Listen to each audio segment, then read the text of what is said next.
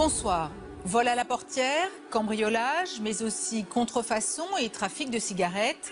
Marseille, comme beaucoup de grandes métropoles, est une ville sous haute tension. Nous y avons suivi le travail des douaniers, des policiers, mais également des magistrats qui luttent contre cette délinquance qui empoisonne la vie des Marseillais. Vous verrez également que la cité phocéenne est en France une plaque tournante du trafic de stupéfiants.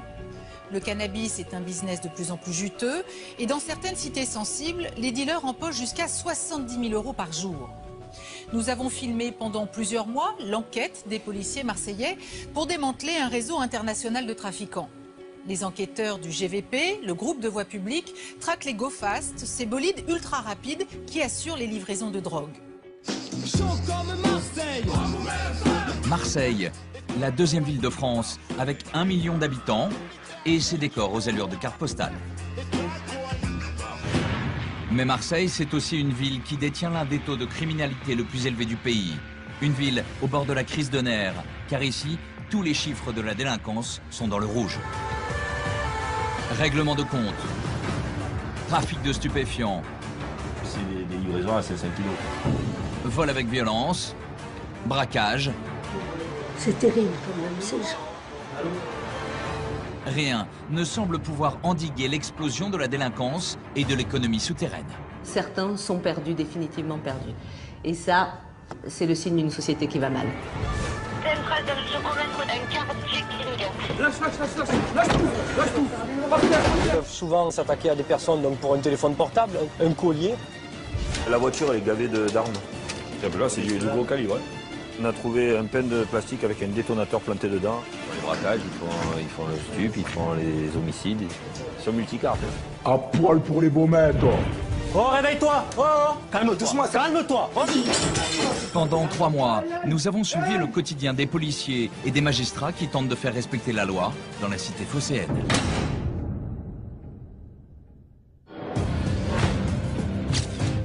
Nous sommes dans les quartiers nord de Marseille, tôt dans la matinée. On a affaire à un règlement de compte qui s'inscrit dans du banditisme classique qu'on a sur Marseille. S'il vous plaît, messieurs, est-ce que vous pouvez vous écarter? Allez. Ici, il y a quelques minutes, un commando de tueurs a mis fin au règne de Roland Gabin, une figure de la pègre locale. Un homme considéré comme l'un des parrains de la ville. Âgé de 46 ans, ce caïd marseillais était fiché au grand banditisme. C'est le 11e règlement de compte depuis le début de l'année. Cette femme, une habitante du quartier, a assisté à l'exécution. Sous le choc, elle est emmenée à l'écart par les policiers.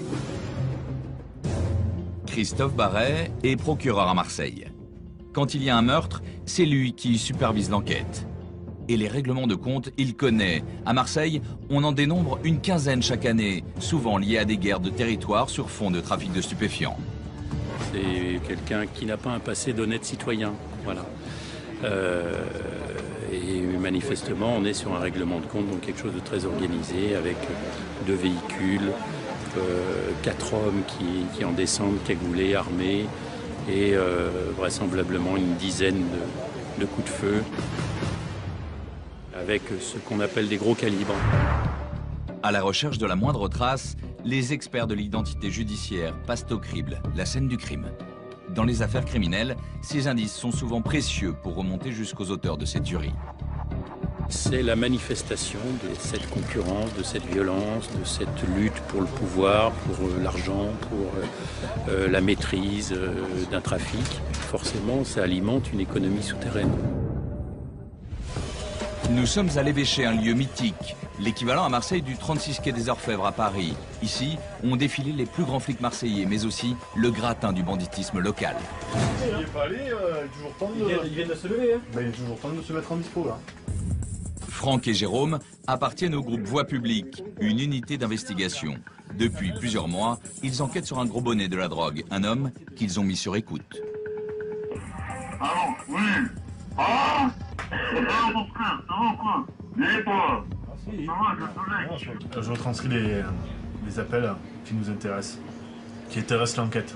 Savoir quand ils parlent de shit, d'argent, de transactions. Ce matin, les enquêteurs viennent d'obtenir une information capitale. Oui, je vais venir, j'ai pas fait parce que j'ai changé la location. Oh putain, t'entends? Il a changé la location. L'homme s'apprête à effectuer une importante livraison de drogue. Et pour brouiller les pistes, il doit changer de voiture de location. Donc il va aller rendre la location. Il faut aller se mettre en place Anto. Donc il va aller le voir. Appelle Briard. Les enquêteurs décident de se rendre sur place afin d'identifier le nouveau véhicule et continuer la surveillance de ses déplacements. C'est à bord d'un sous-marin, une voiture banalisée permettant de voir sans être vu, que Franck et Jérôme partent observer leur cible. Ça va se jouer sur un mouchoir de poche. Dépêche-toi. Il n'y a pas une minute à perdre. Ils doivent arriver avant le trafiquant pour assister à l'échange des véhicules. Si tu vois qu'il est là, tu traces, hein. Tu laisses le camion. Ouais. Voilà, ici t'es impeccable. Sur place, les policiers prennent aussitôt position. Ils n'attendront que quelques minutes l'arrivée de l'homme.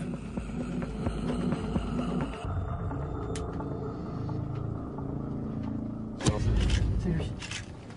Vas-y. Vas-y, c'est lui. Mais toi. Ah, mais c'est bon, je l'ai. Ouais, c'est bon. En survêtement gris, c'est le chef du réseau qui alimente en résine de cannabis plusieurs cités marseillaises. Considéré comme très dangereux par les policiers, il est aussi extrêmement méfiant. Il fait un premier arrêt devant l'agence de location avant de décider de déplacer la voiture. Du sous-marin, les policiers ne peuvent plus l'observer. Putain, il s'est garé là-bas, ce con. Jérôme sort pour aller se poster dans une chambre d'hôtel en face de l'agence de location. Service de police de Marseille. Oui. Est-ce que vous avez une chambre disponible où je puisse surveiller l'extérieur? Bien sûr. Je vais regarder la vue. Ah ouais, là c'est nickel, c'est parfait là.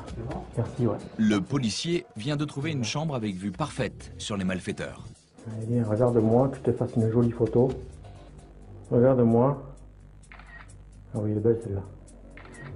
C'est dans la boîte.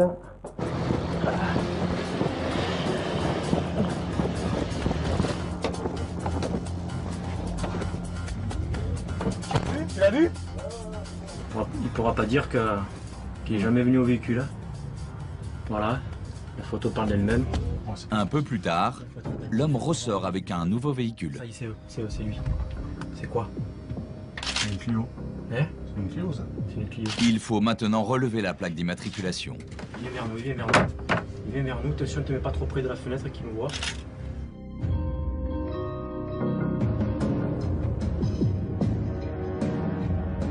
C'est dans la boîte. Allez, on a fait le job. Nickel. Retour à l'évêché, le lendemain. Avant de continuer leurs investigations, les policiers retranscrivent sur procès-verbal les dernières évolutions de l'enquête. Donc là, on met sur procès-verbal la surveillance d'hier soir, la surveillance quand on va à l'agence de location, quand il va changer la voiture, pour que la juge soit informée des faits. Voilà, donc on fera, à côté de ça, on fera un album photo, puisqu'on l'a filmé, et puis on a pris en photo le trafiquant, donc on apportera ces photos au dossier, et on représentera le jour où on les aura en garde à vue. Belle journée pour nous. On a des coms hyper intéressants. Patrick dirige le groupe Voix publique. Avec Delphine, il surveille les conversations des trafiquants depuis 1 an. Ils connaissent tout de leurs habitudes. Si j'apprends à les connaître, je vais pouvoir décrypter des choses qu'au départ de l'affaire, je ne vais pas pouvoir décrypter. Parce que bon, ils n'utilisent pas le mot résine de cannabis pour parler du shit. Ils n'utilisent pas... voilà, ils ont un jargon à eux. Et donc les écoutes téléphoniques, à force et l'habitude, ça va me permettre de savoir de quoi ils parlent et surtout préparer ce qu'ils vont faire. Et justement, ce matin, le chef du réseau négocie auprès de son fournisseur le prix et la qualité du cannabis. Les malfaiteurs ont des codes. Ils parlent de numéro 4 ou de médaille pour différencier les échantillons de cannabis. Au téléphone, le trafiquant met en cause la qualité de la résine de cannabis de son fournisseur pour négocier à la baisse le prix d'achat. Sans te mentir, tu as vu le cadre? Sans te mentir, il avait une odeur de bouse, le machin. Tu veux le bien tester et tout, parce que moi, c'est le seul qui me dit ça. T'es le seul qui me dit ça. Moi je pense que peut-être que comme il n'a pas les fonds pour acheter à ce prix-là, il essaye de faire baisser les prix pour essayer de l'embourbiner. C'est ce qu'il dit avec Quand il dit on va essayer de le niquer, c'est peut-être lui qui va essayer de niquer. Là, on voit que c'est une préparation de grosses livraisons, parce qu'il commence à prendre un peu de produit pour le goûter, pour voir. C'est une grosse affaire, ouais. Ça oui, c'est une grosse affaire. Dans une pyramide, on est quasiment au sommet de la pyramide, là, avec les échelons intermédiaires, on arrive à pratiquement tous les livreurs, les fournisseurs, les intermédiaires, ceux qui mettent en relation les fournisseurs. Donc là, on est sur presque au sommet d'une pyramide, quoi. Et là, on parle de combien de kilos? Là, on parle entre 500 et je pense que c'est des livraisons à 500 kilos, quoi. 500 kilos de résine de cannabis. C'est plus d'1 million d'euros à la revente. Les gars, on se réunit? Une livraison de drogue est prévue bientôt. Patrick réunit ses hommes. Viens, on fait un bruit, tu appelles les autres. Pic, tu sais où il est? Les policiers ne sont pas censés travailler ce week-end. Pourtant, ils se rendent tous disponibles. Donc ce week-end, il faut que je mette le groupe en alerte. Qui c'est qui est déjà dispo pour le week-end en entier? Moi, je suis là. On prend tous une radio, parce que sur la surveillance, il faut que tous qu'on soit en radio. Quel sera le but normalement? Identifier le livreur. Si le livreur est là, on essayera de déclencher une surveillance, une filature sur le livreur. D'accord. Hein? Toute la nuit, Patrick et ses hommes vont épier les conversations des voyous dans l'attente du top départ. Marseille, il est 9 h du matin et le dealer vient de jouer un mauvais tour aux policiers. À la dernière minute, il a donné rendez-vous à son fournisseur à plus de 50 km de Marseille. Allez, putain, bouge-toi, quoi. Et rade pas dans le rétro, les gens, quoi. Obligé de les pousser, quoi. Pour Jérôme et ses collègues, une course contre la montre vient de s'engager. À plus de 160 km/h, les policiers tentent de rallier le lieu du rendez-vous pour assister à l'échange de la marchandise et identifier le livreur. Et là, on verra ce qu'on fait si on tape ou si on laisse faire et qu'on peut dur de les rattraper. La 180, c'est vous la 130 là. Moi, j'ai bien de l'avance pour éviter les contrôles et éviter de se faire arrêter sur l'autoroute. Ils essaient de respecter la limitation de vitesse pour éviter d'attirer l'attention. Et donc, ils ont pris là, cette fois-ci, ils ont pris des petits véhicules justement pour éviter de se faire repérer. Là, c'est tâtu. Effectivement, il est trop tard. Sur place, les policiers constatent qu'ils ont raté les malfaiteurs. L'opération est annulée. Pourtant, à l'évêché, on ne perd pas espoir. Si maintenant on a une livraison qui se fait dans la journée, il faut qu'on soit prêt. Et donc il faut qu'on accélère à tous les niveaux. Parce que souvent dans ces affaires, le problème c'est qu'on est en retard sur eux. Donc on arrive après coup. Et donc tandis que là on peut être en avance. Donc en étant là, ça nous permettrait de leur passer devant et de pouvoir les interpeller au moment de la grosse livraison. C'est pour ça qu'on est plus excité maintenant, parce qu'on essaie d'arriver plus vite. Pour Patrick et ses hommes, l'enquête est loin d'être terminée. Si on ne tape un et on ne tape pas l'autre, on risque de perdre tout le monde. Les trafiquants vont encore leur donner du fil à retordre. Ouais, les gars, attentifs, ils ont repéré les plaques d'immatriculation des véhicules. Et vous verrez que l'obstination des policiers va finir par payer. La voiture, elle est gavée d'armes. Là, c'est du gros calibre. Ouais. La lutte contre la délinquance et l'économie souterraine, ce n'est pas qu'une affaire d'investigation de longue haleine. Non, on y va, on n'a pas le temps, C'est aussi la mission quotidienne des policiers de terrain qui quadrillent les rues de Marseille. Dès que vous êtes en place, on rentre. Nous voici à présent avec une équipe de la BAC, la brigade anticriminalité. Lui, c'est Didier. Et avec ses hommes, ce soir, il prépare une opération anti-stup dans la cité la plus dangereuse des quartiers sud de Marseille. Une brigade de fonctionnaires en uniforme a été appelée en renfort pour faire diversion. Bon, là, il y a les guerriers, là. On va essayer d'attaquer Herbel. Ouais, faut lâcher le camion. Objectif, arrêter un dealer de cannabis, un charbonneur dans le jargon policier. Il sévit au cœur de la cité d'Herbel. C'est une intervention complexe et à haut risque. On aimerait que vous alliez contrôler les mecs d'Herbel. Tiens, la pharmacie. Tu te mets le long de la pharmacie, là. Vous montez, là. Et voilà, vous restez là. Hein, ça va crier, de toute façon. Hein. Dès qu'ils vont vous arriver, ça va crier, ils vont partir. Et vous restez là, vous faites un petit contrôle, un point de fixation pour attirer l'attention. Ça se carapate direct. Oui, ben ça se carapate. Vous contrôlez les 2-3 cons qui restent au milieu, là. Voilà, c'est histoire de... Pendant ce temps-là, les collègues font le tour par derrière. Seb et José, ils vont monter dans les coursives. Après, on s'en va, vous en allez, et après on les attaque. Si jamais on est levé d'entrée au deuxième, ouais. On tapera de suite, on descendra. On tape de suite, voilà, allez, on tente le coup. La clé de la réussite, ne pas se faire repérer. Dans cette cité, la vente de la drogue est bien rodée. Les choufs, des guetteurs chargés de prévenir en cas de descente de police, sont partout. Ah, ils sont organisés, ils sont organisés. Le problème, c'est que même des personnes qui ne sont pas payées pour le faire, pour annoncer notre arrivée, qui le font. Donc, ouais, sûr. Il y a beaucoup de complices, hein. Beaucoup de gens qui vivent de tout ça. C'est le sport national d'annoncer l'arrivée de la police. Combien il touche un gars pour crier la journée? 50. 50 € pour crier, c'est bien. C'est une clé, quand même. Ouais, 14 ans, 50 € par jour, c'est bien. Les équipes sont en place. Didier attend le signal pour intervenir. On arrive. Ah, Christophe, on rentre, hein? Les policiers viennent tout juste de rentrer dans la cité et les guetteurs avertissent déjà leurs complices de l'arrivée de la police. Ça crie. Les policiers doivent faire vite, très vite.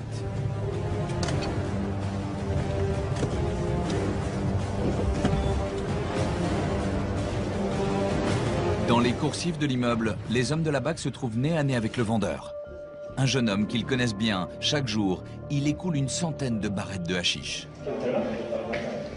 Seulement voilà, les policiers ne trouvent rien sur lui. Prévenu à temps par les guetteurs, il s'est débarrassé de la drogue. Il tente de justifier sa présence dans l'escalier, tant bien que mal. Il s'appelle comment ton cousin? Mais ton cousin, c'est un fantôme, parce que tous les appartements là, ils sont vides. Ah, tu sais où il est ton cousin ou tu sais pas? Oui, je sais où il est. Qu'est-ce que tu fais là? Il était déjà sur les charbons. On était en bas. Ah, il est parti et tu cherches. Didier et ses hommes fouillent les coursives de l'immeuble. Ils en sont persuadés, la drogue se trouve derrière l'une de ses portes.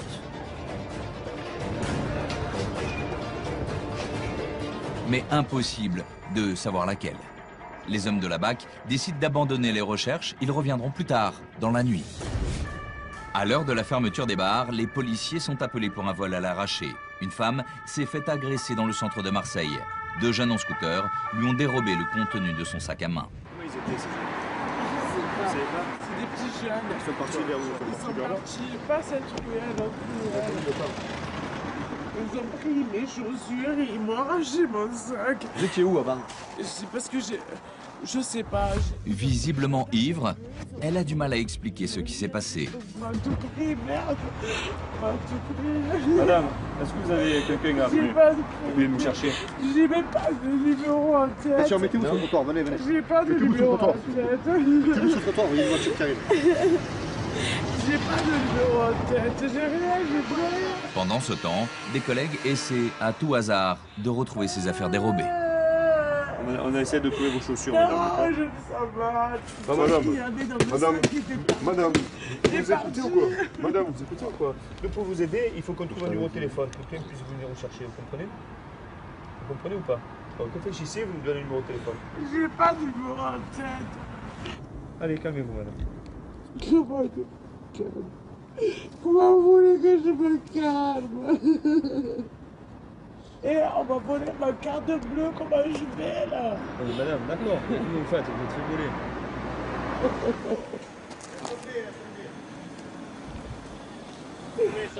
Il a tout trouvé, les cartes bleues, le téléphone. Il y avait tout là. Elle s'est pas fait arracher. Je crois que... Madame, regardez. Regardez. Madame, regardez. Votre carte bleue, votre téléphone, il a allumé. Mais comment ça se fait? Ben, je sais pas. Il y a quelqu'un qui vous a téléphoné, Esther. Esther, oui. Je sais pas si vous avez un petit peu trop bu. Rappelez-la, rappelez-la. Attendez. Pourquoi Appelez Esther qu'elle vienne vous chercher. On va le torcher. Cette fois, il n'y a pas eu d'arrachage. En état d'ébriété, la femme a probablement dû renverser son sac une cinquantaine de mètres plus loin. Retour à l'évêché avec Patrick et ses hommes. Les trafiquants de drogue viennent de quitter le sud de l'Espagne. Les policiers ne veulent pas laisser passer l'occasion d'intercepter le convoi. C'est quand même 5 kilos, tu ne le mets pas n'importe où non plus quand même. Hein. Ouais, il est allé chercher le produit. Il va se donner rendez-vous là dans la nuit, tu vas voir, il va recevoir un appel. Autour de Patrick, une vingtaine de personnes est mobilisée. Les voyous sont armés et dangereux cette nuit. Il faut les mettre hors d'état de nuire. Avec Jérôme, nous rejoignons la frontière espagnole. Ça fait des mois qu'on est sur eux, qu'on les surveille. Donc Ils ont déjà fait beaucoup de voyages et celui-ci est...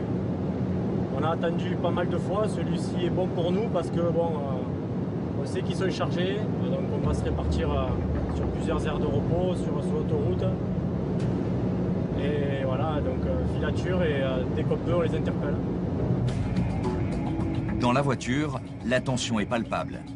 Intercepter un convoi de drogue, c'est une opération extrêmement périlleuse. Et pour Jérôme, c'est une première. C'est pas qu'on est excité, mais voilà, c'est un stress positif et on est professionnel jusqu'au bout. Hein. Les trafiquants de drogue, ces individus qui sont très connus de nos services, qui sont éventuellement armés, on sait qu'ils ont des armes, puisque l'un d'eux est recherché pour un règlement de compte. C'est une interpellation qui n'est pas évidente, c'est forcément dangereux. Sur cette aire d'autoroute, les trafiquants ont leurs habitudes. Sitôt passé la frontière, c'est ici qu'ils s'arrêtent régulièrement pour faire une pause. C'est l'endroit où le groupe Voie Publique espère les interpeller. Tu vas te positionner comment? Ouais, je vais me mettre sur un parking, normalement, régulièrement stationné, puis on va attendre que tous les autres véhicules arrivent, puis on va faire le point, et puis on va peut-être commencer la filature d'ici, ou voir même peut-être interpeller les individus s'ils se posent. Aussitôt arrivés, les policiers s'équipent, prêts à intervenir. Mais il y a un problème. Là, il ne faut pas qu'ils nous arrivent en pleine bouche, parce que s'ils nous arrivent, là, on est détronchés, je vous le dis. Le système de géolocalisation des téléphones portables vient de tomber en panne. Pour les policiers, il est désormais impossible de connaître la position exacte du convoi chargé de drogue. Anto, je vais voir si on peut mettre un chouf là-haut sur l'autoroute. Patrick décide de placer un guetteur au bord de l'autoroute. On va aller se positionner là-bas avec les collègues de la PJ. Lui, il commence à regarder, au bout de 10 minutes, on ira le relever, et ainsi de suite, parce qu'on va avoir les yeux comme un dégot, on les voit passer, mais c'est très compliqué, quoi. Et c'est notre seule solution. Il fait nuit noire, et repérer le véhicule du chef du réseau devient mission quasi impossible. Rien n'est simple, tout se complique, en fait. On n'a jamais cette chance qui fait que... Oh, le petit truc qui nous fait qu'on réussit, quoi. Mais c'est jamais simple, donc ils nous donnent tous plus ou moins du mal. Eux, ils sont quand même assez performants, on va dire. Dans ce genre-là, ils sont quand même assez performants. Alors que Patrick s'apprête à relayer son collègue au bord de l'autoroute, la voiture surgit. C'est une Clio. Une Clio MBE qui va être passée, ouais. On part. Ouais, sur l'autoroute, on part. À notre niveau à nous. On est passé. On annonce sur les zones, mais tu n'écoutes pas parce qu'il annonce sur les zones, là. Ils viennent de l'annoncer. On va essayer de la rattraper. Hein, on va voir si c'est celle-là. Ça marche. Rapidement, Patrick rattrape la voiture suspecte, celle du chef du réseau.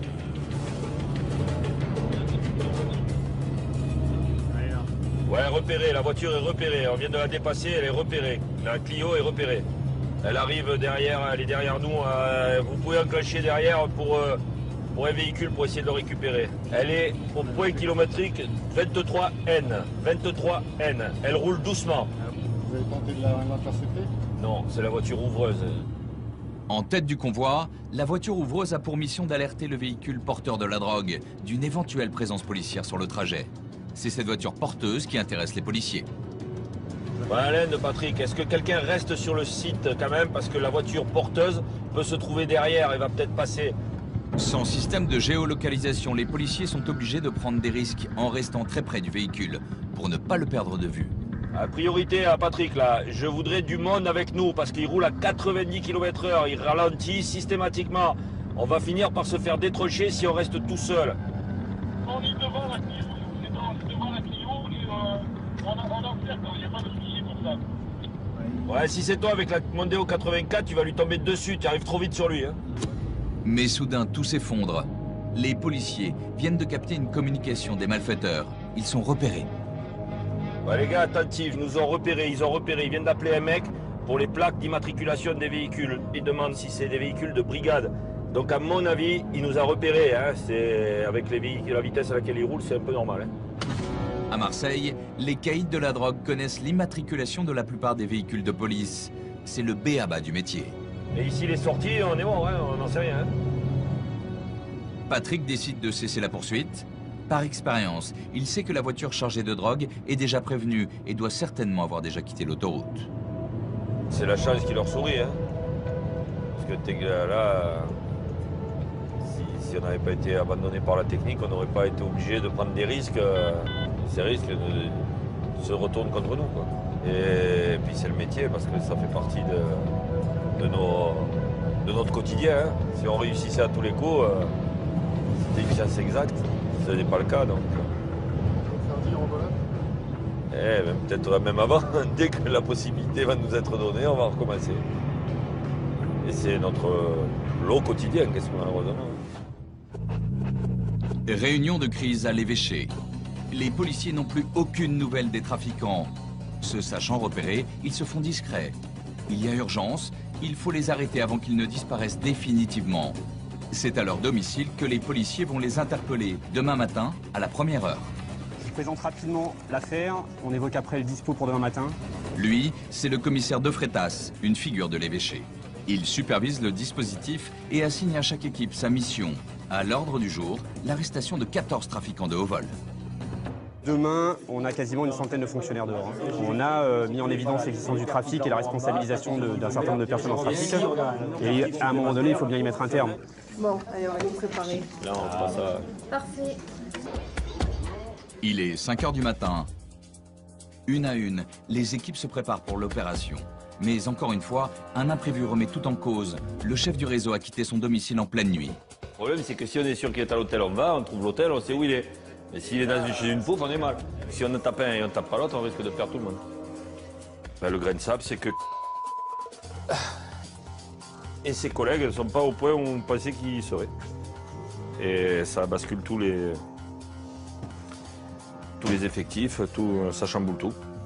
Et avec la partie inconnue, est-ce qu'on va arriver à retrouver là où ils sont? Le coup de filet est finalement maintenu.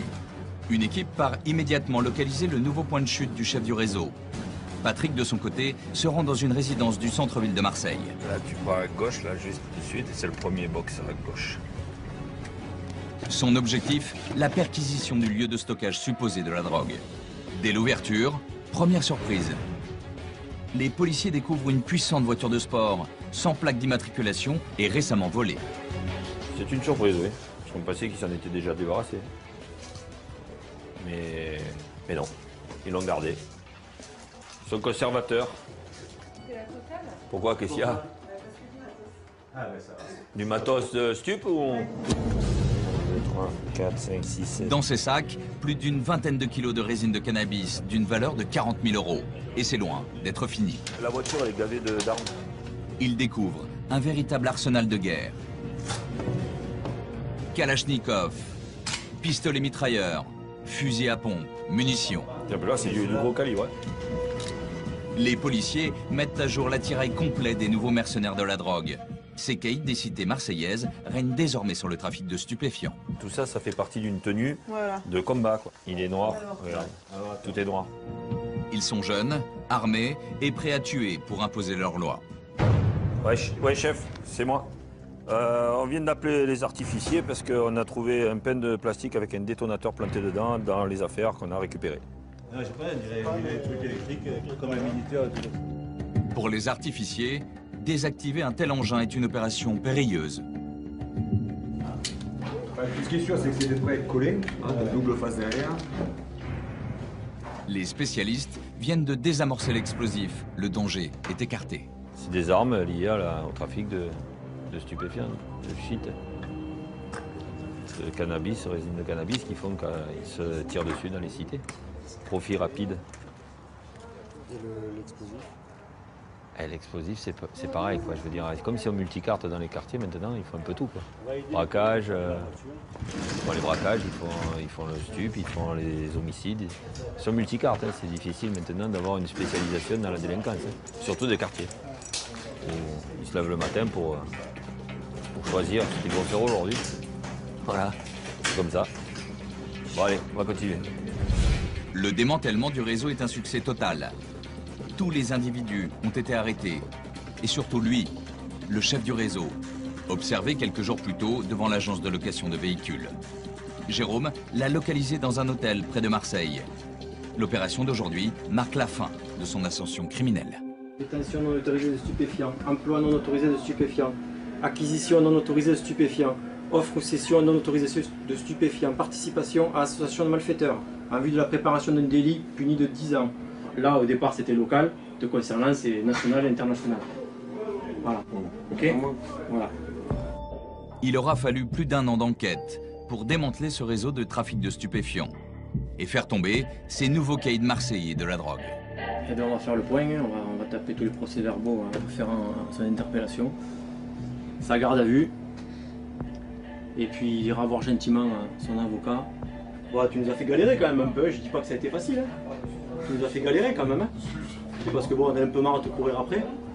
Hein, parce que nous aussi on a une vie. Hein. Le week-end on a mis les passes à la maison, le soir. À un moment donné, je me suis fait de courir, le chat et la souris, ça va un peu. Pendant 4 jours, la durée légale de la garde à vue en matière de stupéfiants, le trafiquant va être interrogé par Delphine. Moi personnellement, franchement, je vais être correct et direct. La vérité, j'ai rien à dire.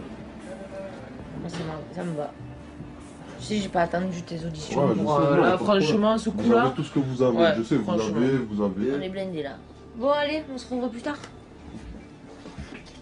On va les mettre à l'ombre pour un moment, mais j'ai pas besoin de leurs aveux pour les mettre à l'ombre, là. Je sais que j'ai tout dans la boîte, quoi. C'est une belle affaire. Ouais. C'est l'affaire... ça va être une des affaires de ma carrière, je pense. Là, ça fait 1 an et demi. J'attends de les faire avec impatience. Dans l'attente de son audition, l'individu est conduit dans les cellules de l'évêché. Ouais, te tiens tranquille en bas, faut pas le bordel. Hein? Tu es pas minot de toute façon, hein. Faut pas te le dire. Il encourt une peine de 10 à 15 ans d'emprisonnement.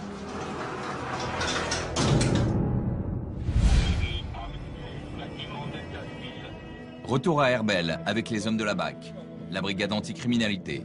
Il est 2 h du matin. Les policiers comptent sur l'effet de surprise pour interpeller le revendeur de drogue.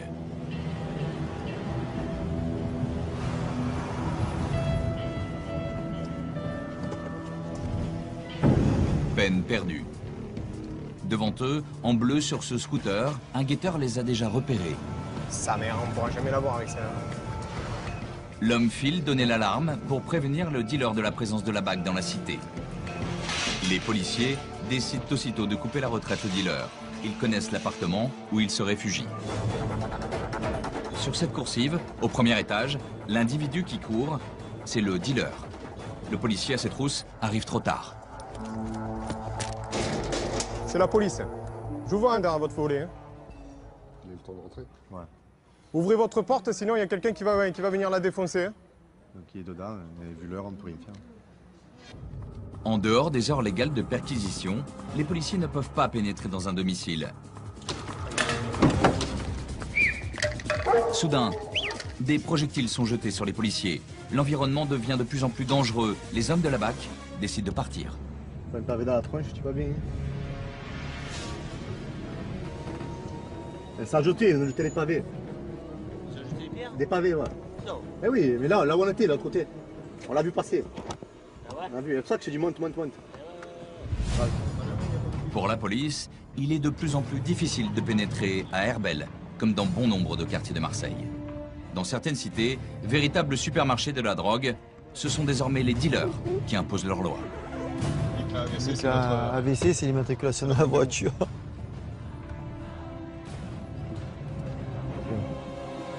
Quelques minutes plus tard, c'est dans un autre quartier que les hommes de la BAC sont appelés. Un rodéo est en cours. 2 jeunes dans une voiture noire multiplient les passages en trombe au bas de la cité de la Cravache. Soleil sur la gauche. Ils tournent avec. Ouais, ils font le rallye avec. Avance, elle est à la gauche là. Elle est à la gauche là. Bloque-la. Hop, bouge pas. Bouge pas. Le mets sur le capot. Ouais, monsieur, attendez, je suis handicapé. Ah ouais. Qu'est-ce que tu fais là? Je suis handicapé, monsieur. Ah, qu'est-ce que tu fais là? On a garé la voiture à mon collègue là, il nous a dit de le garer. Sors. Éteins-moi ça. Voilà. Tu es handicapé, assis-toi là. Ouais, je suis handicapé. Assis-toi. Assis-toi. Tu n'as rien sur toi? Non, j'ai une interdit. Affolé à la vue des policiers, le conducteur a embouti la voiture dans un mur. Elle est sérieusement endommagée. Et le jeune, à peine majeur, n'a pas le permis. Elle était garée là-bas, je voulais la garer là et j'ai tapé. Voilà, il a tapé. Tu n'arrêtes pas de faire des tours, on le sait. On nous a appelés, jeunes. Non, non, ça fait un moment que tu fais le con à la résidence, c'est ça? Ah, voilà. Pourquoi tu le dis pas? Le mec, il n'a pas le permis, il vient de fracasser sa voiture dans un truc, tu sais. Enfin, la voiture de quelqu'un d'autre, tu sais, d'un collègue de la cité, là. Le propriétaire du véhicule est injoignable. Visiblement, il prête sa voiture aux jeunes du quartier qui se l'échangent et s'amusent avec. Allez, retourne avec tes collègues. Ça va, c'est bon. En fouillant la voiture, un policier découvre quelques grammes de cannabis sous une trappe du coffre. Le conducteur est emmené au commissariat pour défaut de permis et détention de drogue. Là, c'est du shit qu'on a trouvé dans la voiture, quelques barrettes. Évidemment, le jeune joue l'étonné. Il nie être le propriétaire des barrettes de shit. C'est pas à moi, ça. Je savais même pas qu'il y avait ça, je vous le jure. Mais comment on fait maintenant? Pas pareil, là. Eh ouais, mais qu'est-ce que je te dis? C'est vrai que ton propriétaire, il est pas venu depuis tout à l'heure, parce qu'il savait ce qu'il y avait dans la voiture, lui. Il y a combien de 12. Sérieux? C'est une go fast. Les policiers s'amusent de la situation. Tranche de vie habituelle dans un commissariat de Marseille. Combien on touche la cravache? Ah, je sais pas, moi, je suis pas dans ça, rien. Ah, c'est pas mon boulot, moi. C'est quoi ton boulot? C'est quoi ton boulot? Mon boulot, c'est dormir, hein. Tu nous régales. Finalement, le jeune sortira quelques heures plus tard. Il sera convoqué par la justice dans quelques mois. Audrey Joanneton, procureure au tribunal, voit défiler chaque jour dans son bureau des jeunes de cité. Elle ne cache pas son inquiétude face à l'augmentation de cette délinquance. Il y a une véritable organisation mafieuse dans certaines cités de Marseille. Et c'est vrai que le constat est tel d'une espèce de génération dont je ne dirais pas qu'elle est perdue parce que ça va à l'encontre de mon éthique de magistrat. Mais c'est vrai que on se dit parfois que certains sont perdus, définitivement perdus. Et ça, c'est le signe d'une société qui va mal. Impuissance, découragement, des sentiments que partagent les policiers et les magistrats à Marseille. Ils s'inquiètent de l'omniprésence de la drogue dans les cités et de la violence que le trafic engendre. Nous retrouvons Jérôme et Delphine du groupe Voix Publique. Il est 6 h et ce matin, ils vont interpeller les auteurs d'un vol à la portière qui a eu lieu il y a quelques mois. En fait, ils ont commis un vol à la portière ici même, dans ce quartier-là, sur une personne qui était tranquillement au feu, arrêtée. Et nous, il se trouve qu'à ce moment-là, on était en surveillance et on était en train de filmer justement les mêmes personnes pour d'autres faits, une autre enquête. Sur cette vidéo, filmée par la police, on voit 2 jeunes en pleine action. Hop, il a arraché. Il a arraché le sac. En rouge, en train de courir, l'auteur du vol. Il vient de dérober le sac d'une automobiliste. Un sac posé sur le siège passager. Après enquête, les policiers ont identifié les voleurs. Ils vont maintenant les interpeller chez eux, dans les quartiers nord.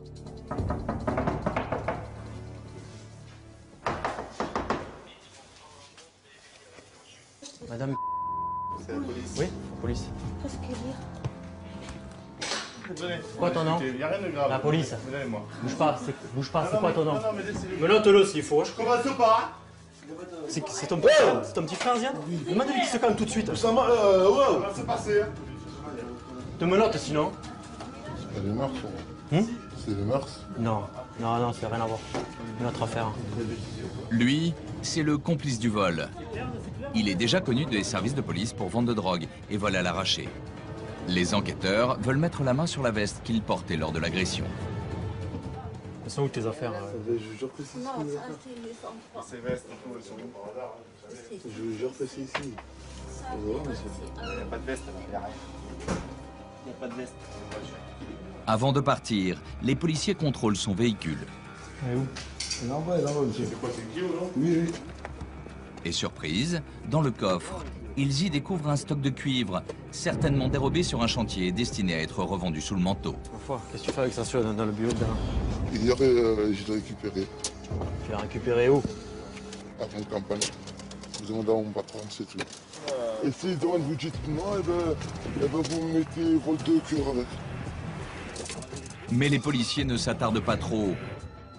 Dans cette cité, ils ne sont pas les bienvenus. Malgré l'heure matinale, la situation peut déraper à tout moment.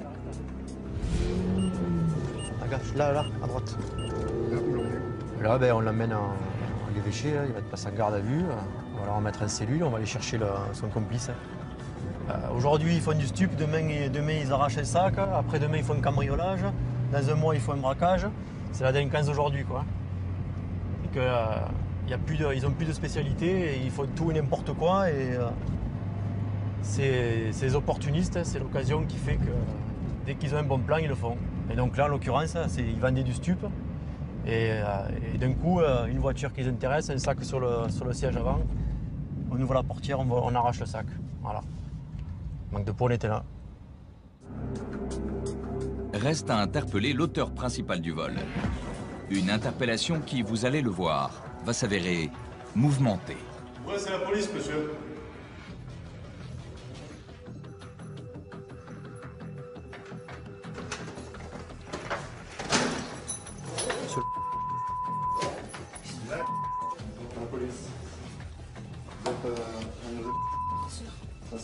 Réveille-toi.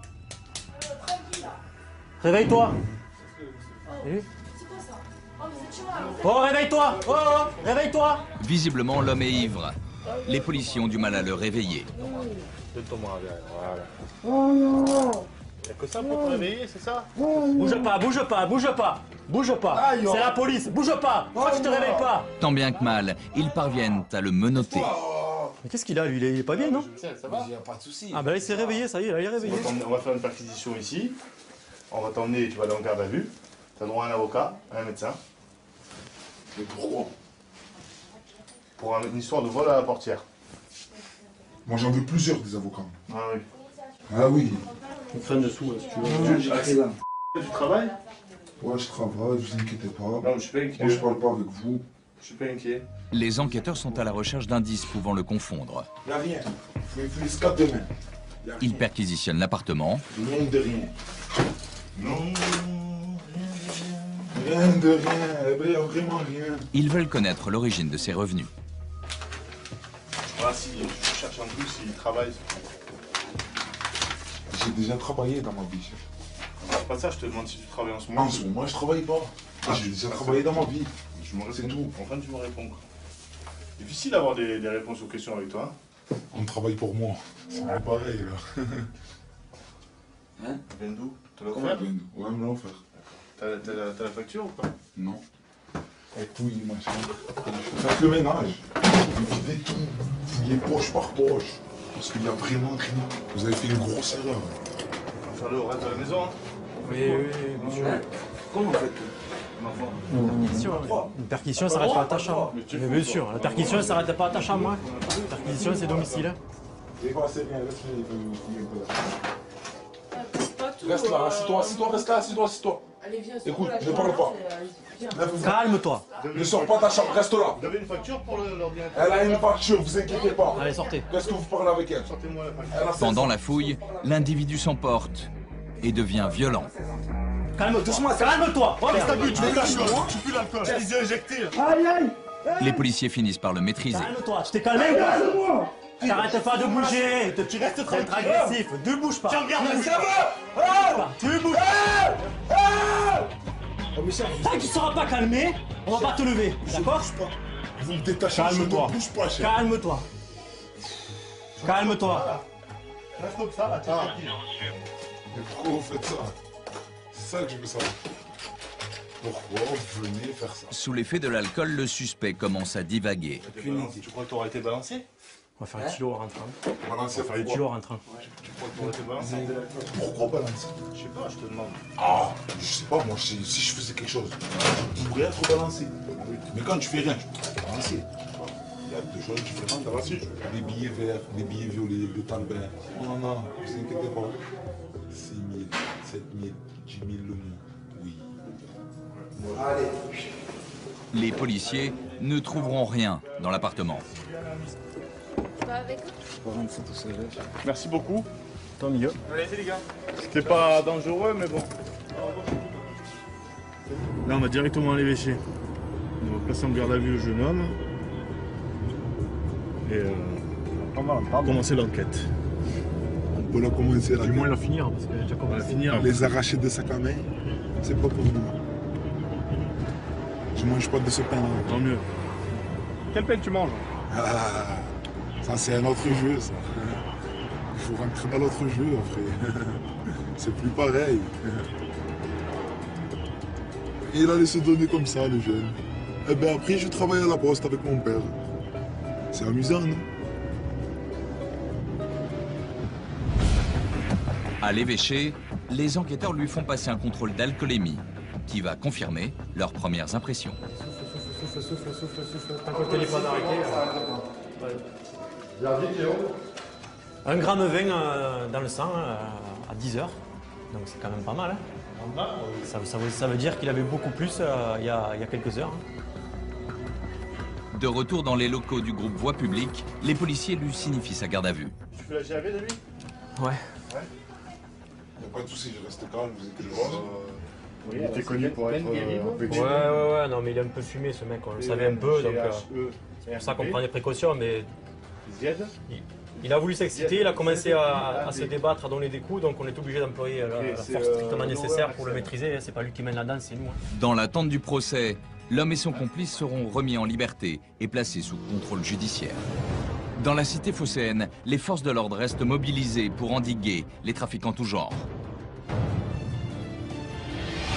Les gants de ciel, ça fait 2 fois qu'il fait un aller-retour. Messieurs, bonjour. Marchandise à déclarer à la douane?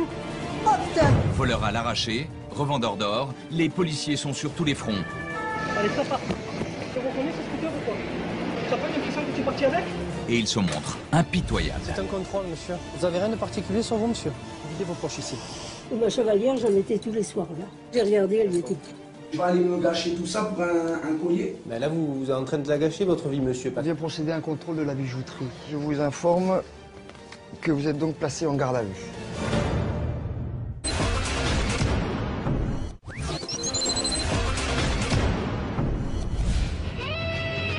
Marseille, c'est aussi le premier port français.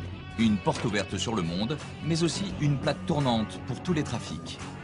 Chaque année, près de 2000 ferries en provenance du Maghreb et de la Corse accostent sur le port. Dans le viseur des douaniers, les membres d'équipage. Certains d'entre eux approvisionnent les marchés de Marseille en cigarettes de contrebande. Isabelle est agent des douanes. Accompagnée d'un collègue, elle nous montre leur manège.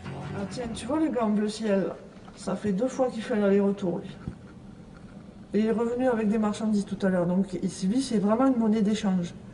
Trafic fourmi, c'est ça? Ouais. Il sort une cartouche et 2. Lui, là, il doit avoir 1 ou 2 cartouches. Ça, c'est des gars comme ça qu'il faut suivre.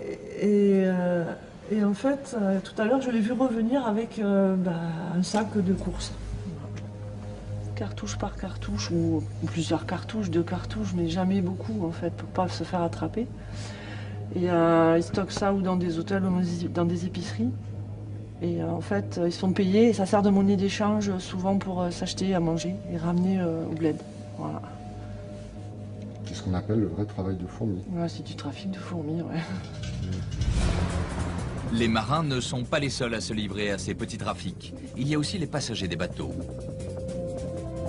Johan est agent des douanes. Ce matin, il se rend au point de contrôle des véhicules en provenance du Maghreb. Donc là, on fait l'arrivée du Carthage. Un ferry, le Carthage, vient d'accoster en provenance de Tunisie. Bon, on va procéder par ciblage des véhicules. Et comment vous faites pour les cibler? Des petits critères personnels, on va dire. En fonction en fonction déjà d'une expérience et ensuite d'une approche de la personne au moment du contrôle. Qu'est-ce que vous trouvez en majorité? Alors là, c'est essentiellement des cigarettes et de la contrefaçon. Il y a un gros impact du port de Marseille sur le trafic de la région. Johan et son équipe vont contrôler plus de 150 véhicules. Valises, sacs, moteurs, banquettes, planchers, tout y passe. Messieurs, bonjour. Marchandises à déclarer à la douane? Non. Est-ce que vous transportez plus de 10 000 euros, messieurs? 10 000 euros? Oui, pour vous-même, la famille ou... Non? Johan vérifie le chargement de la camionnette. Il découvre plusieurs centaines de serviettes de bain. Il soupçonne une importation illégale. C'est destiné à la vente sur les marchés, ça. C'est pour les vendre sur les marchés. Non? Parce que là, c'est que du neuf, hein? Vous avez une facture pour toutes ces marchandises, là, ou pas? Oui? Vous pouvez me la montrer? Merci. Le propriétaire est en règle, Johan le laisse partir. Alors vous allez sortir ça, me le mettre sur le banc là, hein? En contrôlant cette voiture, Agnès vient de mettre la main sur plusieurs cartouches de cigarettes et des contrefaçons. Quand je vous pose la question qu'avez-vous à déclarer, c'est les cigarettes qu'il faut me déclarer, monsieur. Eh oui, pas me dire rien, hein? Eh oui, ça c'est interdit, hein? Cigarettes, c'est une maladie, 2 cartouches, il y en a beaucoup plus. Quand on dit 2 cartouches, c'est 2 cartouches de 10 normalement. Et là, c'est des 25. Si c'est des 1500, ça m'étonnerait. Ah si. Et des... Vous voyez, il a mélangé le... Il a mélangé. Là aussi. Voilà, c'est une cartouche mélangée. Là aussi, c'est interdit, monsieur. Mais c'est pas pour moi, bien sûr que c'est pour vous. Mais c'est interdit, monsieur, ce sont des contrefaçons. Et ce n'est pas fini. Elle décide d'approfondir ses recherches. Ça continue, oui. Ouais. Chaussures et vêtements de contrefaçon, l'homme pensait faire de bonnes affaires, mais il va vite le regretter. Il va avoir une amende à payer. Ensuite de ça, elle va être mise en dépôt chez nous et ensuite détruite. Eh bien, on va voir combien ça va faire, combien il a sur lui et ce qu'il va devoir payer. S'il est récidiviste ou non, on va voir ça à l'intérieur. Attendez, hein. Alors, monsieur, donc là, ce sont les marchandises interdites. Madame, toujours, c'est... Non, mais... Ça, c'est pour moi, ça. Ça, c'est pour tout mon frère, ça, c'est pour moi, ça. C'est pas les cigarettes, je prends. L'individu tente de faire plier Agnès, mais rien n'y fait. Elle reste inflexible. Oui, mais en France, c'est pareil, c'est du tabac. Tabac, c'est tabac qui soit manufacturé. C'était ça. Eh oui, mais c'est du tabac. Alors, je vous explique. Vous avez de l'argent sur vous? Alors, vous m'avez déclaré 2 cartouches de cigarettes. Je vous ai laissé. Là, il y en a 5. 1, 2. C'est pas moi qui fais... Ça, c'est de prendre pour toi. Et ça, c'est... Non, mais c'est pas la question que je vais prendre pour moi. C'est que si tu m'avais déclaré 5 cartouches, c'était différent. Oh putain. Bon, alors, tout ça, c'est interdit. Je vais te dire le montant de l'amende. Hein, voilà. Il est vos poches. Et l'argent qu'il a sur lui, voilà. Il aura 100 € d'amende. Je vais lui laisser ça pour remonter, puisqu'il remonte à Metz. Oui, il se débrouillera. Hein. Et là, c'est vraiment un minimum. Un minimum. Allez, signez-la. 100 € d'amende. L'homme s'en tire à bon compte. Il repartira les mains vides, la marchandise est confisquée. Sur ce bateau, les douaniers ont accumulé les prises. Bilan de la journée, plus d'une centaine de cartouches et des dizaines de contrefaçons. Le volume par semaine est assez important au niveau des saisies. Et donc, malheureusement, on ne saisit pas tout. Donc, on peut imaginer que le trafic est d'une ampleur assez importante. Ça, c'est la prise qui représente à peu près combien de temps, ça? Non, ça c'est sur une demi-journée, ça peut être sur un seul véhicule. Là, c'est sur un seul véhicule. Hein. Là, c'est attaché à une seule affaire. Ici, on est sur de la contrefaçon, donc là, d'une marque bien connue. Ça rapporte, là, ce trafic de cigarettes en ordre de prix, c'est quoi? Tout simplement, donc, on peut dire jusqu'à 5 à 6 fois le prix par rapport auquel ils ont acheté là-bas, au prix de revente. Donc, ça peut devenir vraiment intéressant, vraiment juteux. Et ensuite, c'est destiné à la revente sur la Porte d'Aix, Noailles, etc. Et ça peut même repartir vers d'autres villes de France. 800 000 €, c'est la valeur du tabac de contrebande saisi à Marseille l'année dernière. Au final, toutes ces cigarettes seront détruites. Pour les autres, celles qui ont échappé à la vigilance des douaniers, elles seront revendues sur l'un des nombreux marchés parallèles de Marseille. Nous nous sommes rendus en caméra cachée sur l'un de ces marchés, celui de la Porte d'Aix. Un endroit que tous les Marseillais connaissent. Combien la cartouche? 30 €. 30 €. C'est au milieu, c'est l'angelo. Combien? Paquet en cartouche. Cartouche? L'angelo, 28, c'est au milieu. 30, c'est 32. 28, là, Les revendeurs n'hésitent pas à interpeller les clients pour écouler leurs marchandises. Des cartouches de cigarettes à moitié prix, 30 € en moyenne au lieu de 60 dans le commerce. Combien 20. 20. Allez. On va faire. 27. Ça va. 27. Là, pas cher. là, 27. Vous l'avez là? Attends, j'arrive de voir. Le trafic est parfaitement organisé. Un vendeur, avec seulement quelques paquets sur lui, attire les clients. Juste à côté, un complice l'approvisionne en gros. Ouais, je vais la prendre. La pochette, un sac. Ouais, je vais la mettre dans mon sac. Attention, la police. Ouais, je l'arrange. À Marseille, on estime qu'un quart de la consommation de tabac provient des cigarettes de contrebande. Mais sur ce marché, on ne trouve pas que des cigarettes. Ici, on peut également se procurer toutes sortes d'articles de contrefaçon, au détail ou en gros. Des articles qui seront ensuite revendus par les marchands à la sauvette qui pullulent à Marseille. C'est quoi la marque? C'est ça? Montre-moi-le. Ouais. C'est la BAC qui lutte au quotidien contre ce trafic. Didier et ses hommes viennent de surprendre un revendeur en pleine activité. Il y a des marques là ou quoi? Sûr, hein? Si je cherche, si je trouve au fond, hein? L'homme assure qu'il ne vend pas de contrefaçon, mais les policiers vont vite constater le contraire. Ah, ça commence, Adidas. Ah, Real Madrid. D'où vous le sortez ça, monsieur? Vous avez une facture d'achat ou quoi que ce soit? Combien là le maillot? Combien là le maillot? 2. Attendez, c'est pas fini. S Marshall aussi, c'est. Ouais, mais c'est en bois, ça, non, US Marshall? V2. Ah, il y a le OM maintenant, mais il est de côté, ceux de marque. Ils sortent d'où? Hein? C'est des contrefaçons ou c'est des vrais? C'est des vrais? Combien vous le vendez, ça, monsieur? C'est la 20 euros. 20 euros? Ouais. Ah, c'est conventionnel, ça. C'est une vente à la sauvette. Il n'y a que ça, là, qui c'est... On paye encore, hein. Je ne sais même pas s'il est vrai. Ah, c'est parti. Bon, on ne t'embarque pas. Hein? Par contre, on ne veut plus te voir, là. D'accord? Hein? Devant tout le monde et tout, on ne veut plus. Hein? Terminé. Hein? Tiens, prends ça. Allez, sors. L'individu peut s'estimer heureux. Les hommes de la BAC le laissent repartir sans le verbaliser, faute de preuves suffisantes. On fait du social ce soir. On fait du social.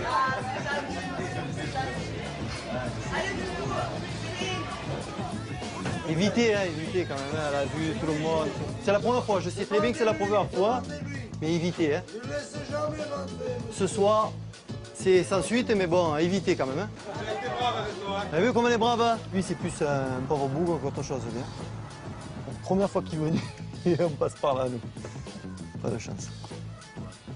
Mais tout le monde me connaissait, hein, le gars, tout le monde. Il le connaissait tous, il appelait par son prénom. Franck, policier à la BAC, se rend ce matin chez un couple de personnes âgées. Ils viennent d'être victimes d'un vol par ruse il y a quelques minutes à peine. Le bon vieux vol par ruse, quoi, l'ancien. Faux employés des eaux et 2 faux policiers. Le faux employé des eaux s'est introduit chez le couple. Puis, des faux policiers complices se sont présentés pour l'interpeller. Dans la confusion, les 3 individus ont dérobé une chevalière en or. Bonjour monsieur, bonjour madame. Alors cette fois, c'est des vrais services de police, hein? Je l'espère. Regardez. Oui, mais vous aussi. Ouais, je sais. Mais c'était la même, ça ressemblait à cette carte-là. Oui, monsieur, c'était la même. Parce qu'ils ont dit, vous avez affaire à un voleur. On vient, on l'arrête. Alors ils ont mis les menottes derrière et ils sont descendus comme ça. Qu'est-ce qu'on a comme signalement? Monsieur, des hommes grands comme ce monsieur. Et costaud. Un costaud. Franck transmet leur signalement à un collègue resté dehors. Les 3 voleurs sont peut-être encore dans les parages. Quel type on avait? Européen, nord-africain? C'est pas un nord-africain. Pas du tout. Européen? Européen.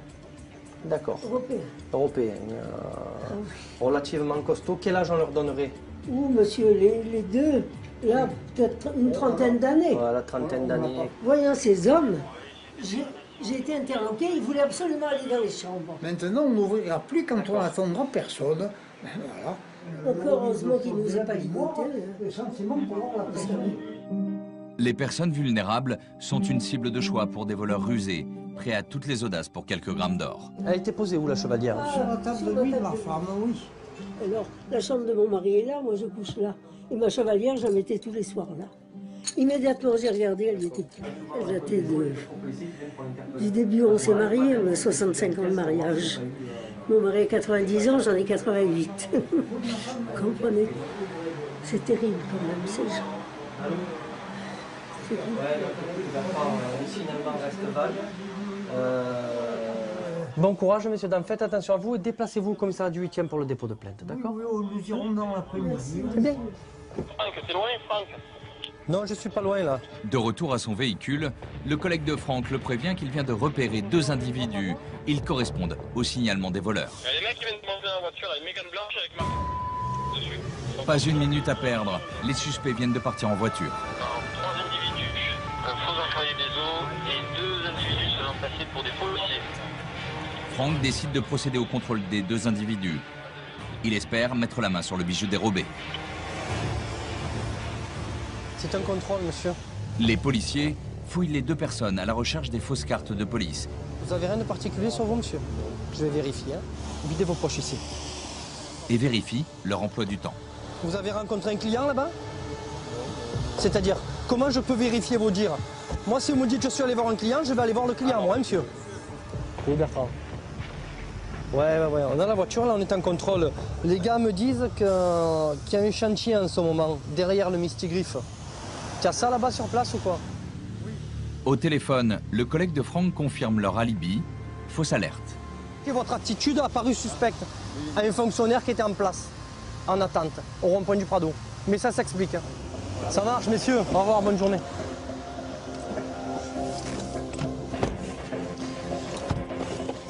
Ils tournaient, ils viraient, tu vois. Je les ai suivis, ils faisaient pas de course. Le manège nous paraissait suspect, non? Mais en fait, il n'y a rien. Ouais. Non, mais j'ai compris après. On estime que 3 kilos d'or, l'équivalent de 60 000 €, sont dérobés et revendus chaque mois à Marseille.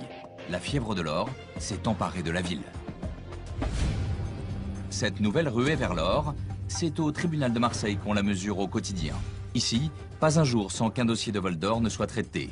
Un véritable fléau. Nous sommes à la permanence d'urgence du parquet.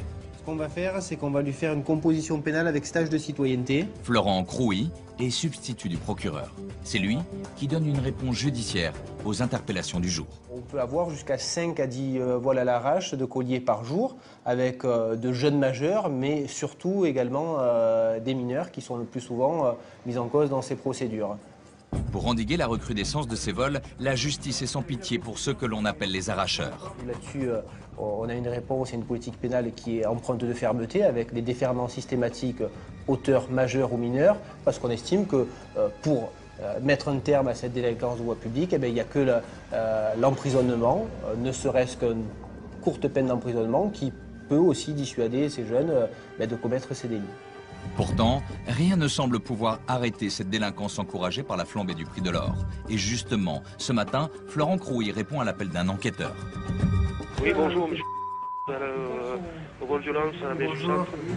Je vous appelle pour... Vol à l'arrache au départ, et je crois que ça s'est transformé après en violence et outrage. Hein. En violence, outrage et injure à caractère racial. D'accord. Alors c'est quoi qu'on essaie de lui voler à la victime? Ah ben, on n'a pas essayé, il lui aurait arraché son collier. Ah d'accord. Donc on n'est pas seulement sur une tentative, on est sur un vol alors. Ah oui, on est sur... Ah oui, non, l'arraché a eu lieu, il n'y a pas de souci à ce niveau-là. D'accord, bon, je suppose qu'au moment où il s'est un peu emporté, il y a plusieurs fonctionnaires qui l'ont interpellé et qui l'ont maîtrisé au sol. Ah voilà, oui, donc mais il n'y a pas eu d'arrangement, quoi, je veux dire. Non, mais pour rentrer surtout, il aura craché la figure, ça passe pas. Ok, est-ce que alors, il reconnaît... lui, voilà, c'est quoi sa position sur le fait? Alors, il reconnaît tous les faits qui lui sont reprochés, sauf l'arrachage du collier. Oui, sauf le plus important et sauf qui nécessite au départ l'intervention des policiers. Voilà. Le magistrat décide d'entendre dès le lendemain l'auteur présumé du vol, avant qu'il ne soit jugé, en comparution immédiate. L'auteur de l'arrachage, c'est lui. Il a 19 ans. Récidiviste, il est actuellement en liberté conditionnelle. Avant d'être présenté au substitut du procureur, il est entendu par Farid, un membre des services sociaux du parquet. L'occasion pour l'individu de clamer son innocence. Vous êtes quelqu'un de vif dans la vie? Non, je suis quelqu'un de calme, de douce. Et là, je suis énervé parce que on m'a pas écouté, j'ai pété les plombs. Et là, je suis excédé, ça fait plus de 48 heures que je suis en garde à vue, je suis père de famille. Maintenant, voilà, je me retrouve dans la merde pour rien. Maintenant, l'outrage, je le reconnais, l'outrage, la rébellion, je me suis excité, je me suis énervé, ça c'est vrai. Mais voilà, suite à quoi? À une injustice, c'est tout. D'accord. Allez, merci. Au revoir, Michael. Pour Farid, c'est l'avenir même de ce jeune qui va se jouer devant le tribunal. Il n'y a pas d'entre-deux. Il est ou relaxé ou condamné. On est face à un dilemme.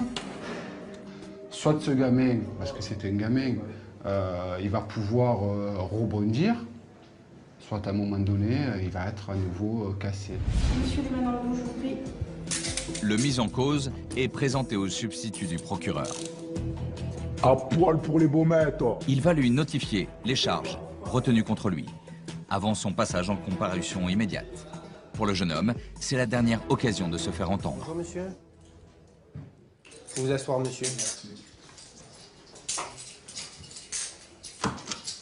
Alors, je suis le procureur de la République, je suis avec une auditrice de justice, c'est-à-dire une magistrate en formation qui va assister à l'entretien.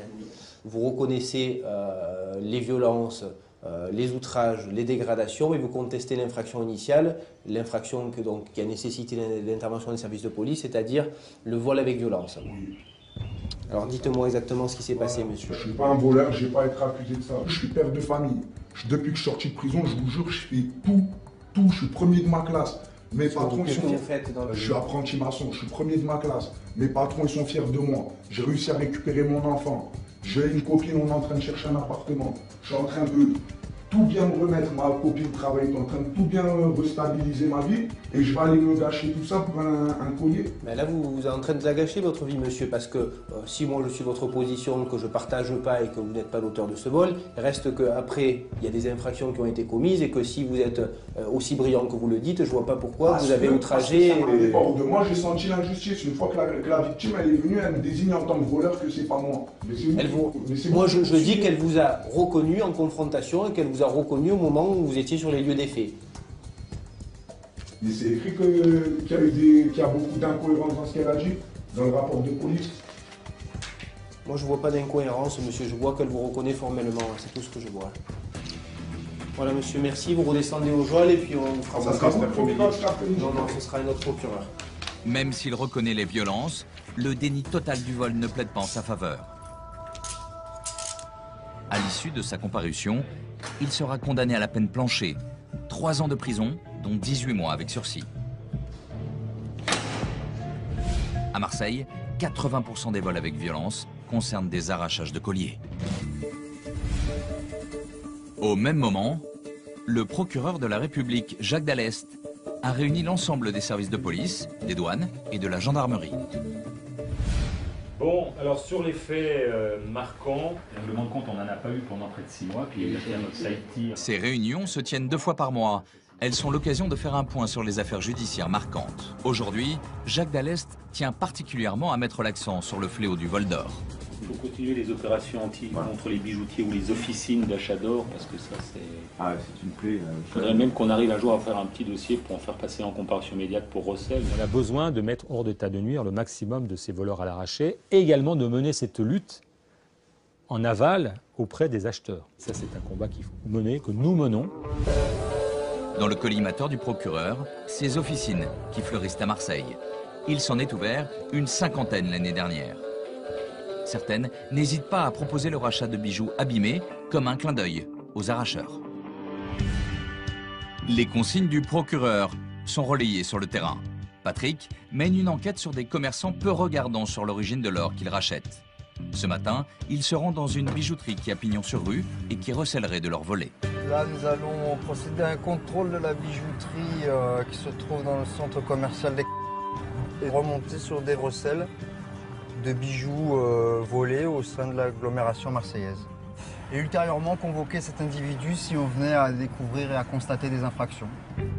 Pour mettre à jour d'éventuelles infractions, Patrick, accompagné des services de douane et des impôts, va éplucher le livre de police, la Bible des bijoutiers.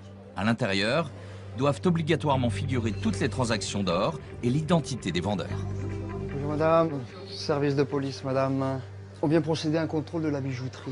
Dans un premier temps, je vais juste vous demander le livre de police et vos pièces d'identité s'il vous plaît.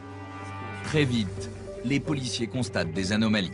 Le registre n'est pas tenu correctement, il manque des caractères obligatoires qui ne permettent pas de retrouver les fournisseurs et les déposeurs d'or. Il reste assez flou sur leur déclaration de toute façon. La bijoutière est dans l'impossibilité de justifier la non-tenue du livre de police. Il n'y a pas de pièce d'identité du tout là. Non? Attendez. Est-ce qu'il y a... Certains ont des adresses, mais pas tous. Certains ont des prénoms, mais pas tous. Donc l'intérêt du registre, c'est qu'on le vérifie. Patrick découvre également que les commerçants ont acheté de l'or à des mineurs, ce qui est formellement interdit. Il cherche à en savoir plus. Est-ce que vous imaginez vos enfants aller vendre de l'or? Non. Alors, pourquoi cet enfant viendrait vendre de l'or?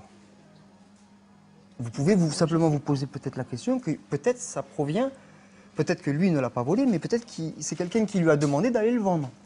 Peut-être. C'est envisageable. Bon, et bien à partir de là, vous n'avez pas à lui racheter l'or. Je conçois, vous êtes peut-être fatigué, mais on ne peut pas se justifier comme ça. Hein? C'est vrai. Voilà. Pour couronner le tout, le bijoutier est incapable d'estimer ses revenus. Vous savez ce que vous gagnez par mois, monsieur, quand même? Non, vous ne savez pas du tout. Ce qui est totalement... non. Plus précisément, il faut que je vois pour vous le dire. Ouais. Donc vous ne savez pas? Non, vous ne savez pas? Non. Vous ne connaissez pas vos revenus? Non, non, mais c'est ça, je vous pose la question. Livre de police non tenu, rachat d'or à des mineurs, revenus inconnus. Les enquêteurs ont la conviction que les bijoutiers sont hors la loi. Parce qu'il n'y a plus de comptabilité là. Depuis. Elle fait ce qu'elle veut. Elle aimait pas les noms, elle aimait pas les noms. Pour des gens qui tiennent une bijouterie, ils n'ont pas connaissance de leurs revenus, de leur activité. C'est très très flou. Hein. Tout est reporté sur leur comptable, alors que je pense que... Et s'ils ouvrent la bijouterie le matin, c'est pour savoir un peu... Enfin, ils ont une idée de leur activité quand même. Quelques jours plus tard, nous retrouvons Patrick.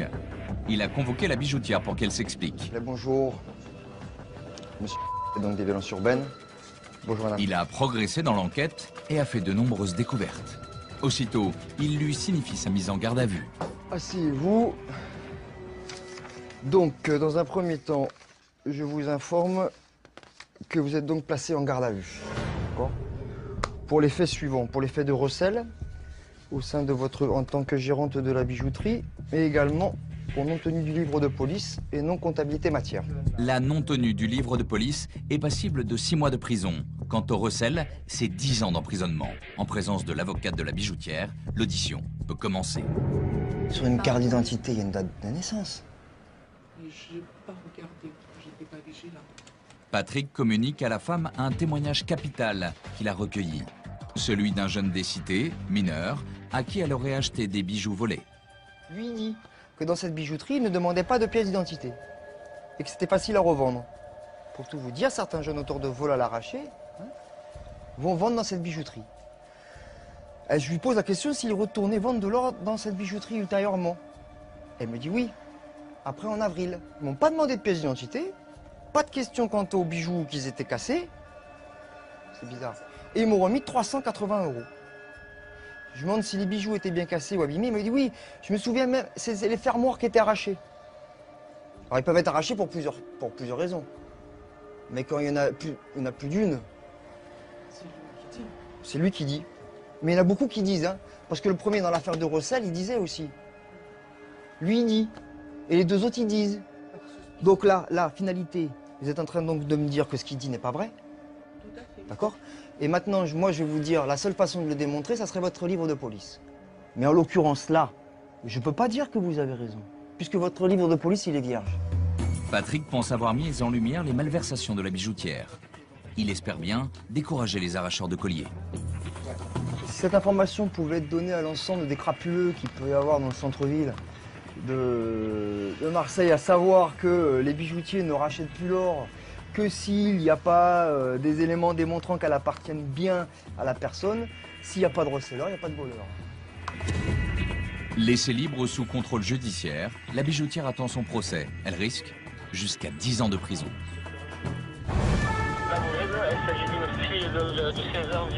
Une délinquance qui explose. Des voyous de plus en plus jeunes. C'est là que le problème, c'est que même très jeunes, ils sont capables de tout faire, la connerie. Allez, ça part. Tu reconnais ce scooter ou quoi? T'as pas l'impression que tu es parti avec? Bon, la réunion d'un de roue, ils seront placés en garde à vue. Sur le port, les enquêteurs découvrent des milliers de contrefaçons. Combien ça peut être vendu, ça? 5 €? Dans un instant, vous verrez que policiers et douaniers vont de surprise en surprise.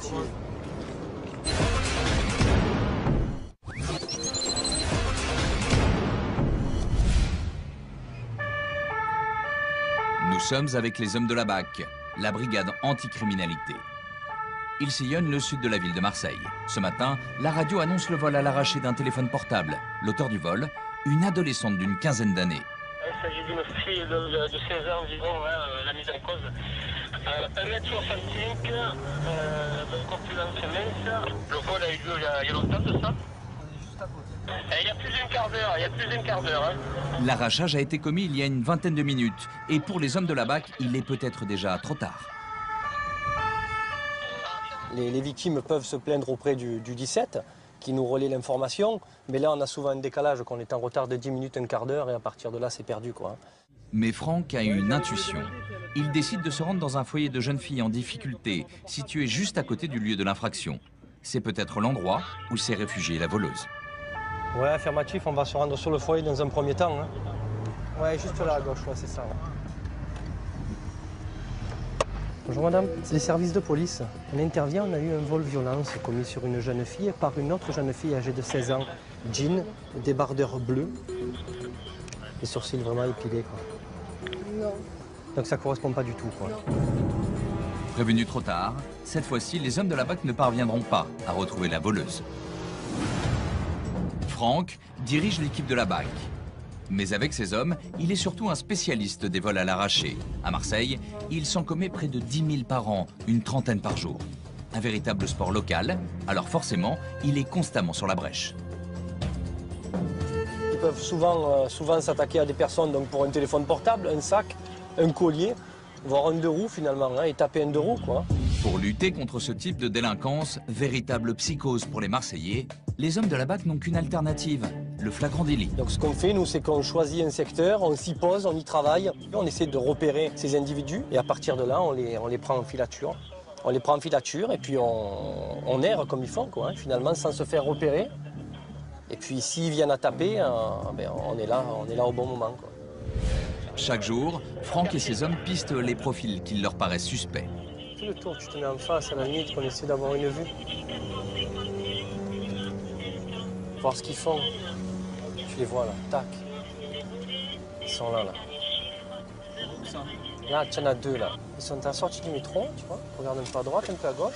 Au loin, il vient justement de repérer deux adolescents. Ils sont très jeunes, mais bon. C'est là que le problème, c'est que même très jeunes, ils sont capables de tout la faire, la connerie. Avec Laurent, son collègue, Franck se met aussitôt en chasse. La filature commence. Pour ne pas attirer l'attention, nous les accompagnons en caméra discrète. Ce qu'il nous faut, c'est avoir le meilleur visuel pour pas être trop près, pour pas se faire détroncher. Pas être trop loin pour voir s'ils tapent.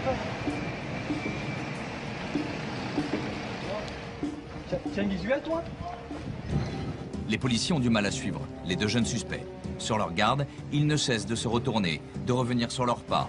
Puis brusquement, ils se mettent à courir. Pour les hommes de la BAC, il s'agit de ne pas se faire repérer. Recule, moi j'ai le visuel. Ils abordent une femme, peut-être, attends, non? Il y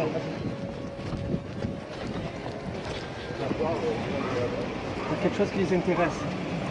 Au bout d'une heure, les individus semblent avoir enfin trouvé ce qu'ils cherchaient.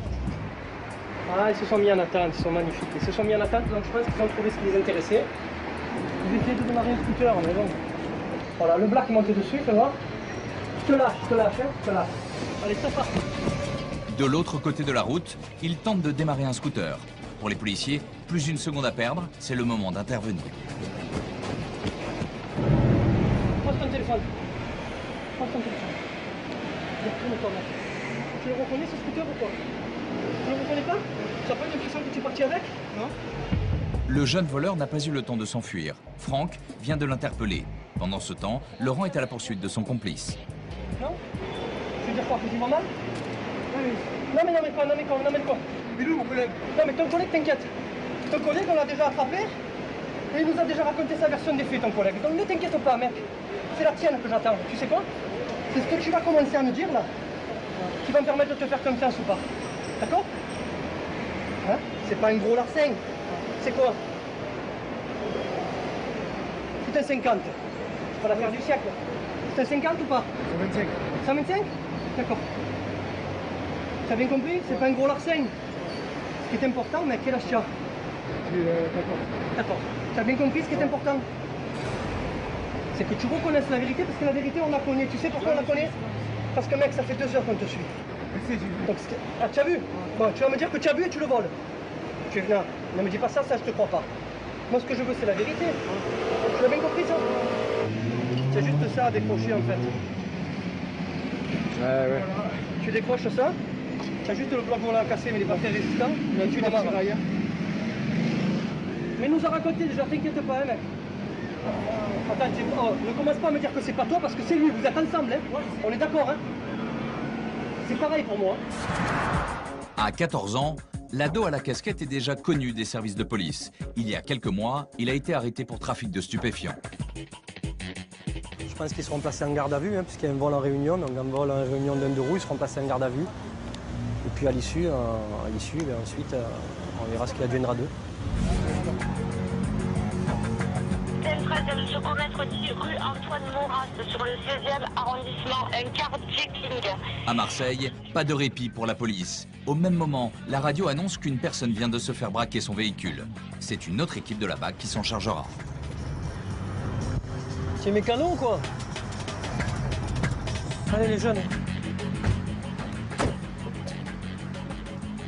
Attends-nous. Allez, c'est là que tout se décide. Arrivés au commissariat, les deux jeunes voleurs de scooter engagent la discussion avec Franck. Ils ne réalisent pas la gravité de leurs actes. C'est pas un vol, c'est un vol, mais pas tout à fait. Pour s'amuser, d'accord. Vous vouliez qu'un Dax, absolument. C'est ça? Hein? C'est ça? Ne vous inquiétez pas, ils prennent ça à la rigolade. Donc finalement, on en fait de même. Hein. Nous, on est là, on les interpelle, on récupère un bien, on le rend à la victime. Apparemment, de toute façon, en bon état. Hein. Donc nous, finalement, c'est ce qu'on cherche à faire. Quoi. Ils n'ont pas conscience de ce qu'il leur arrive? Non, ils n'ont pas conscience, ou je crois qu'ils s'en foutent finalement. Hein. Je crois que l'un d'entre eux est récidiviste. Non, ils n'en ont pas conscience. Ou en tout cas, ils ont conscience de leur âge. Ils connaissent la machine judiciaire. Et ils savent qu'en l'état, ils n'ont pas grand-chose à craindre de toute manière. Hein. Là, ils seront vraisemblablement relâchés. Hein. Je pense que ce soir, ils seront chez eux. 1 heure plus tard, ils seront effectivement relâchés. À Marseille, plus de la moitié des vols sur la voie publique est l'œuvre des mineurs. Un phénomène qui ne fait que s'amplifier. Retour sur le port, avec les services de la douane. C'est là que sont réalisées les plus grosses prises. Chaque année, près d'1 million de conteneurs transitent ici. Nicolas Masson dirige les brigades des douanes du port et aujourd'hui, il supervise le contrôle d'une cargaison qui lui semble suspecte. Normalement, on devrait avoir de l'outillage usagé, pas mal de pièces de machinerie. Mais bon, l'envoi est intéressant parce que la provenance est une provenance Maghreb qui parfois peut révéler quelques surprises. Et d'autre part, l'importateur, c'est une première importation qu'il opère. Donc sur un premier trafic, comme on connaît assez bien le trafic qui passe par ici, on aime bien voir véritablement si ce qui est déclaré correspond à la réalité. Dès l'ouverture, les douaniers comprennent que le contrôle va être compliqué. L'intérieur des conteneurs est difficile d'accès. Le chien ne peut pas détecter la présence de drogue.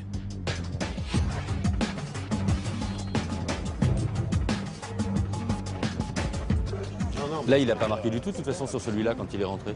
Non, mais absolument pas. Non, mais là, on ne peut pas aller jusqu'au bout. Et avec le temps qu'on a, là, normalement, ça pourrait dégager une odeur jusqu'ici ou pas spécialement? S'il y avait des kilos, ouais, forcément, voilà. qui le prendraient, forcément. Bon, déjà, on n'est pas dans cette configuration-là, quoi. Non. Bon, ok. Là, le souci, c'est qu'on ne peut pas aller beaucoup plus loin dans le déchargement pour aller vérifier ce qu'il y a véritablement à l'intérieur. Bon, de toute évidence, s'il y avait une très grosse quantité de stupéfiants, parce que c'est essentiellement ça qu'on cherche sur ces deux conteneurs, le chien aurait probablement marqué parce qu'il n'y a pas beaucoup de vent, il fait très chaud, ça a voyagé longtemps, donc l'odeur dégagerait quand même assez largement. A priori, rien d'illégal, mais les douaniers n'ont pas dit leur dernier mot. À l'aide d'une caméra miniature, ils poursuivent l'inspection. Finalement, ils ne trouveront rien. La marchandise sera expédiée dans la journée à son destinataire.